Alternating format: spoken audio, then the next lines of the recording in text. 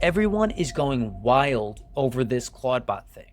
And since everyone is talking about it, I'll give you my take. Spoiler, it's not going to change your life.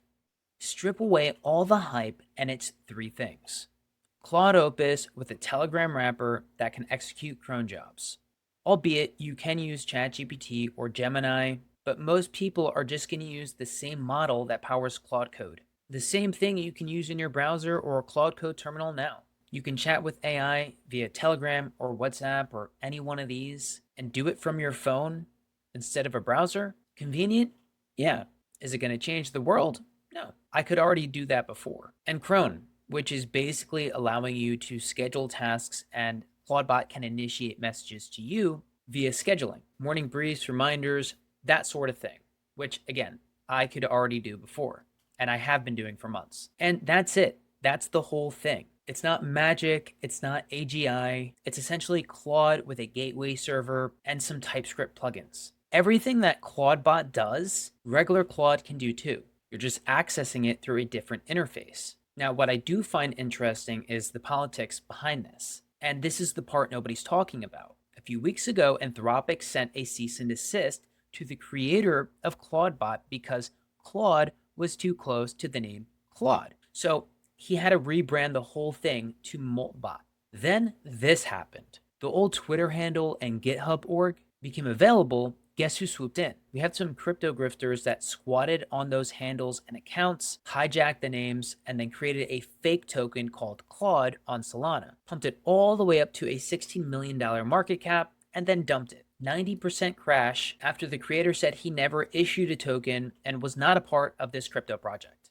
As stated here in one of his tweets, stop pinging me, stop harassing me, I'll never do a coin, telling us that he wasn't the creator of the Claude token. So a huge portion of the hype that you're seeing about Clawdbot, aka Moltbot, on the internet is not from genuine enthusiasm from developers who love the tool. It's astroturfed by people who are trying to make money off of a pump and dump. That's how this works. You blow something up on social media, create FOMO, and then you cash out. Not saying all the hype is fake, but a huge portion of it, yeah, follow the money. And something else that's blowing my mind is that people are running out to buy $600 Mac minis to run this thing. Mac minis are sold out everywhere. Apple is probably very confused right now. But I got an idea. You know what else can run Clawdbot? A $5 VPS. Spin up a Hostinger VPS in 20 minutes, test it out for a month. Total cost, $5. If you love it after a month, great, buy the hardware. But no, people are panic buying hardware for something they haven't even tried yet. This is FOMO in action. Everyone's talking about it, Mac minis are selling out, and everybody's feeling like they need to purchase some dedicated hardware now for Clawdbot. It's crazy, but you should test it before you invest in it. The cheap VPS will tell you everything you need to know about it and if it's going to fit your workflows or not. There were three particular use cases that kind of rubbed me the wrong way. One of them was file organization. He was organizing his downloads by file type using Clawdbot. You know what else does that? My general finder on my Mac.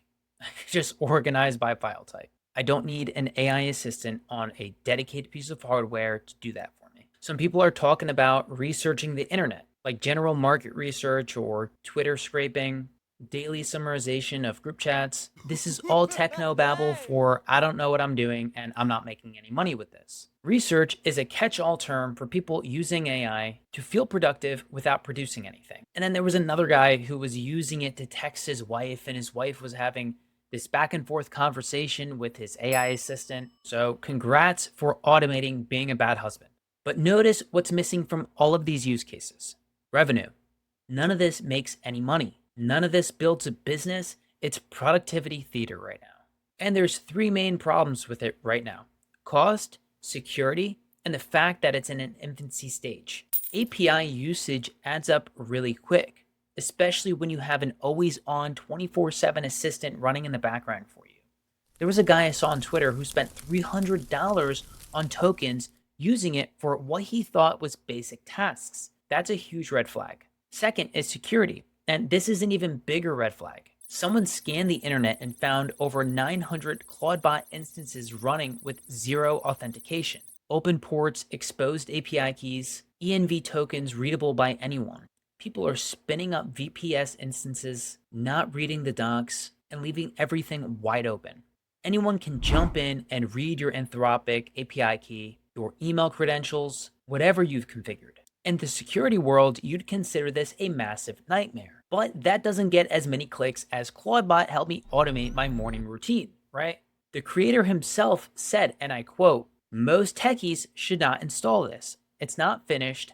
I know about the sharp edges. It's not even 3 months old." The guy who built it is telling you not to install it, and you're out buying a Mac Mini. Look, is Clawdbot cool? Sure. The idea of messaging AI through Telegram instead of a browser is genuinely convenient. If you travel a lot, want to kick off tasks from your phone, and like the chat interface better than your web browser, I get it. But it's nothing new, guys. People have been doing this for months with agentic workflows and cloud-based scheduling. This is just really nice packaging around existing capabilities. And the stuff that Clawdbot does, Claude can already do more securely. And without exposing your API keys to the internet, without dedicated hardware, without the $300 weekly invoice. And here's what I would tell anybody interested in using Clawdbot. Don't buy a Mac Mini, don't buy somebody's course, and don't panic because it's trending. If you're genuinely interested, spin up a $5 VPS. Install it for a week and see if it fits your workflows. Ask yourself, what can this do that Claude in my browser can't already do?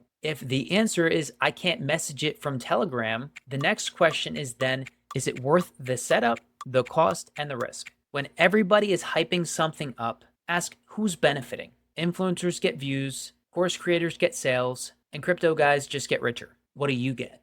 This is not going to change your life. It's not going to make you money. It's a neat wrapper around Claude that lets you message it from your phone. That's it. If you found this helpful and appreciate somebody being honest without trying to sell you something, subscribe because I'm going to be posting a lot more content like this. And if you're already running Clawdbot and loving it, great. I'm not saying you're wrong. I'm saying most people jumping on this bandwagon have no idea what they're getting themselves involved with. My whole thing is test before you invest and don't believe the hype. If you guys want to get more in-depth templates for, let's say, Claude Code or NAN, I have my free school linked in the description below. You're more than welcome to join, but I hope I get to see you on the next video. Take care.